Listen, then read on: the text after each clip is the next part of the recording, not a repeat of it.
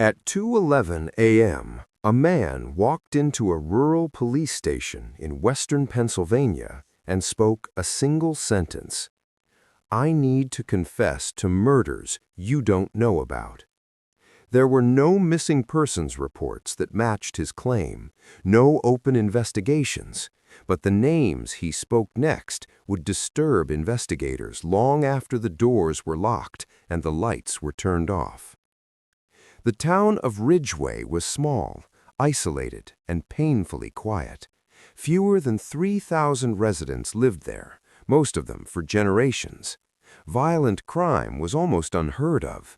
That was why officers assumed the man was confused, intoxicated, or seeking attention, until he began listing dates.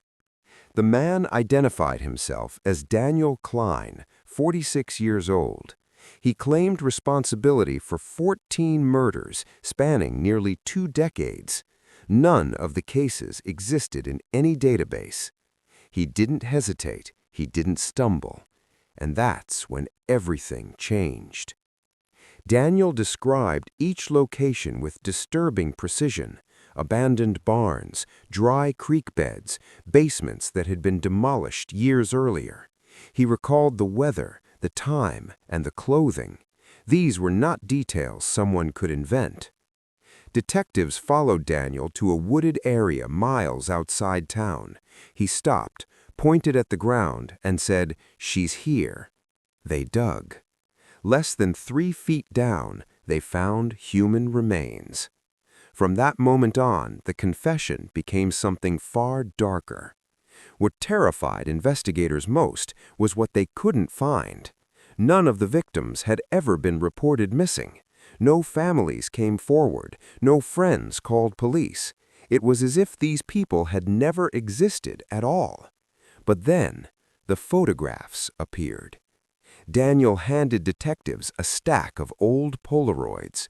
Faces stared back: men, women, teenagers. Each photo had a name and a date written in ink. None of the faces were recognizable, yet the aging of the images perfectly matched the timelines he described. Psychologists evaluated Daniel for weeks. No signs of delusion, no hallucinations, no break from reality.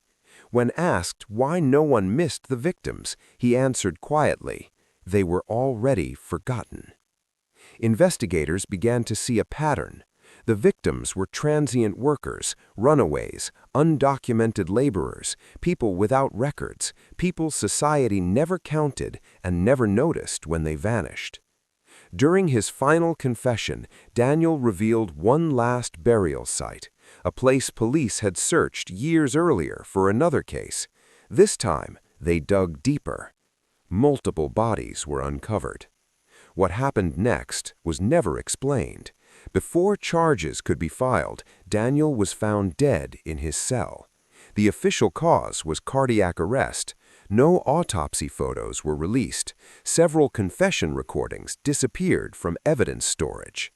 One detective later admitted the case never left him. Daniel's voice, the calmness, the certainty. He wasn't hiding, he was reporting. To this day, the true number of Daniel Kline's victims remains unknown. Some believe he told the truth. Others believe he only told part of it.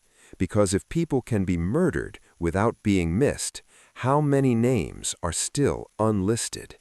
And how many confessions will never be heard?